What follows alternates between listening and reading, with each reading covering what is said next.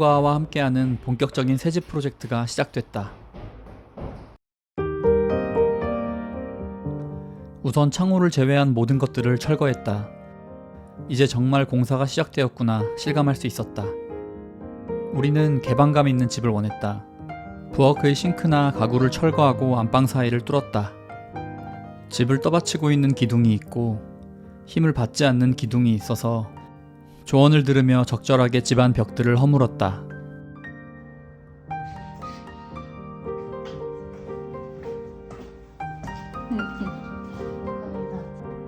나도 오랜 세월이 깃든 기물들이 버려지는 것이 아쉬워 사진으로나마 기록했다.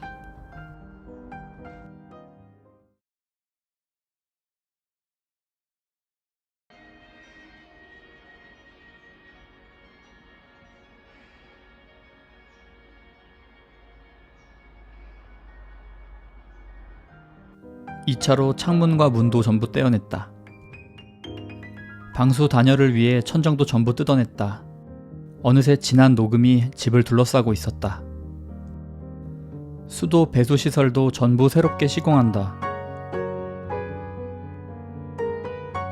가운데 화장실을 없애면 훨씬 공간이 넓어질 것이었다.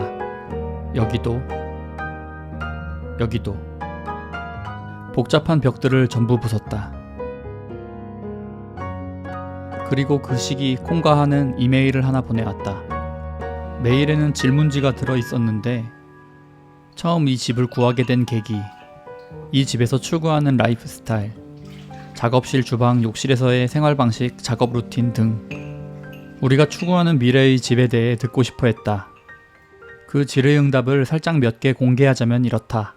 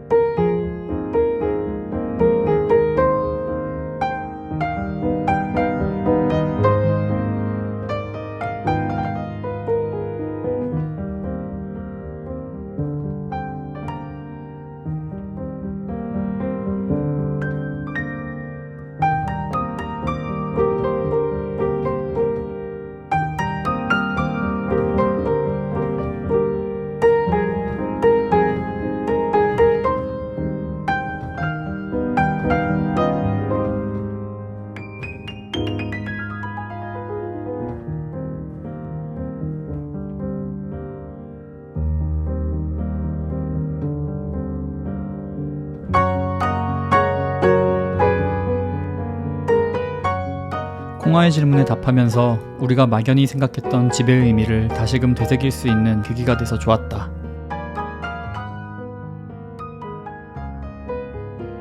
그런 섬세한 배려 때문일까? 지금도 이 집에 사는 동안 여러 부분에서 콩아의 배려를 느끼고 있다. 공사는 계속 이어지고 있었다. 이곳을 개방감 있는 통창으로 만들자고 이야기를 했다. 옥상에서는 방수공사가, 집안에는 전기공사, 수도공사와 배수로 공사가 시작됐다. 집이 이런 식으로 만들어지고 구성되는구나 하고 나는 생각했다. 처음 해보는 귀중한 경험이었다. 입주 후의 일상생활을 집에서 하면서도 불이 어디로 들어와서 어디로 빠지는지 시공하는 과정을 봤기 때문에 어느 정도 그 시스템을 이해할 수가 있다. 조금 피곤할 수도 있지만 완성된 집에 몸만 들어갔었더라면 이런 집의 세세한 부분을 모른 채로 살아갔을 테니 역시 실제로 경험을 하는 편이 나았었겠다고 생각을 한다. 마침내 가운데 있던 화장실도 전부 철거되었다. 집이 전체적으로 훨씬 넓어진 기분이 들었다. 그리고 내가 가장 중요하게 생각했던 단열 공사가 시작됐다. 단독주택의 냉난방비 폭탄 1화를 많이 들어왔기 때문이다. 내부 면적 확보를 위해서는 바깥쪽으로 단열 공사를 해야 하지만 우리는 이 집의 벽돌색을 좋아했기 때문에 안쪽으로 단열 공사를 진행했다. 위로 옆으로 집은 조금 좁아졌지만 층고가 높은 집이었어서 큰 불만은 없었다. 새롭게 깔리는 바닥 보일러 난방, 분배기를 통해 다양한 방으로 뻗어간다. 난생 처음 보는 보일러의 세계. 많이 노후했던 옥상은 방수공사로 깨끗해졌다. 계절은 여름을 지나고 있었다. 비 오는 날엔 비가 오는 대로, 더운 날엔 더운 대로, 심지어 모기까지. 콩아를 비롯한 수많은 분들이 열악한 상황에도 수고를 해주셨다. 난 이 과정에서 저마다 사람들이 가진 기술의 가치와 그 일을 대하는 자세에 대하여 생각을 했다. 여기서 살 사람의 입장에서 생각하고 몇 번씩 체크하는 모습. 사명감으로 무더운 여름 구슬땀을 흘리는 사람들. 문득 혼자서는 살아갈 수 없는 것이구나 하는 생각이 들면서 마음 깊은 곳 존경심이 일었다.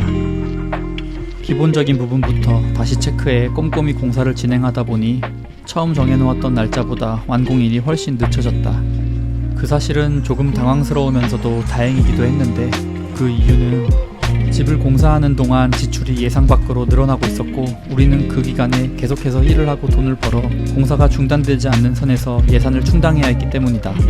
상황이 이렇게 불안하게 흘러갈 즈음에 다행스럽게도 내놓았던 아파트가 팔렸다.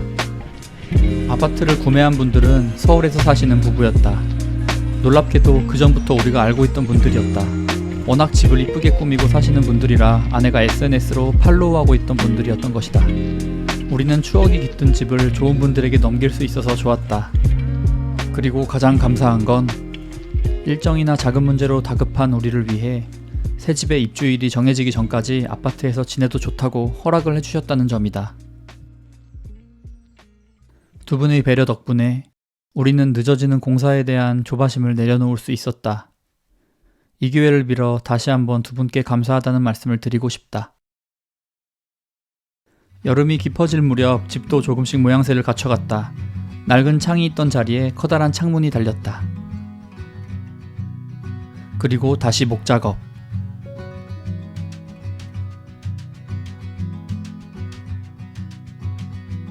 기존의 또 다른 출입구는 막고 욕실 겸 화장실을 만들었다. 그리고 내부는 하늘색과 갈색의 타일로 디자인을 했다.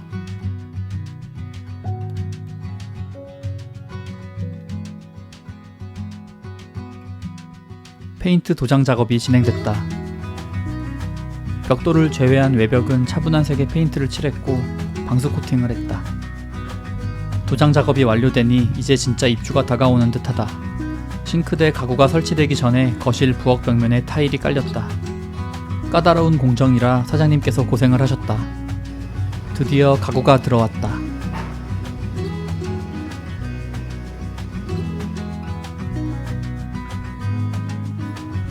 새로 들어올 전자제품의 사이즈에 맞춰 제작된 가구였다.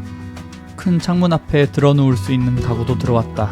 집을 구할 때부터 기대를 많이 했던 공간이다. 귀뚜라미 우는 밤. 잔업은 계속된다.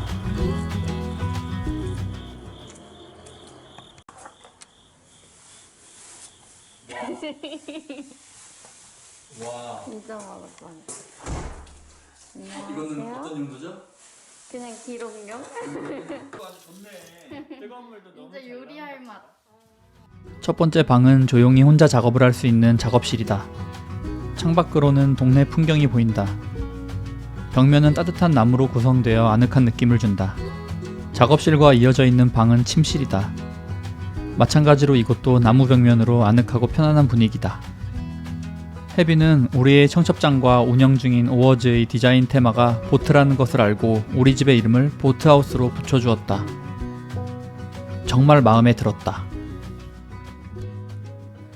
그렇게 입주 청소까지 마치고 드디어 완성된 우리 집.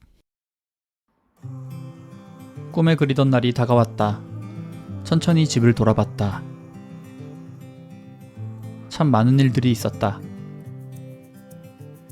시간도 예산도 훌쩍 초과됐지만 어떤 이익을 위한 계산적 지출도 아니었고 정말 온전히 이곳에서 우리가 행복하게 매일매일을 보내기 위해 사용한 돈이었기에 후회는 없다. 여기서 작업도 하고 행복한 아침을 맞이할 상상을 해본다. 입주 청소를 하던 아주머니께서 우리의 앞날에 행복을 기원한다며 공작을 접어주셨다. 지금까지의 영상은 2021년 가을까지의 영상이다. 2년이 지난 현재에 돌아보건대 집에 입주한다는 것은 끝이 아니라 시작이었다는 생각이 든다. 이 이후로도 생활에 필요한 가구나 조명, 마당의 데크 및 담벼락 시공까지 이 집의 많은 것들이 천천히 변화되었다. 돌아온 여름에는 마당에 물이 빠지지 않아서 애를 먹기도 했고, 겨울에는 폭설과 동파 문제로도 고생을 했다. 하지만 그와는 비교가 안 될 정도로 즐겁고 행복한 일들이 많았어서 다음 편에선 입주 날부터의 이야기를 하고자 한다.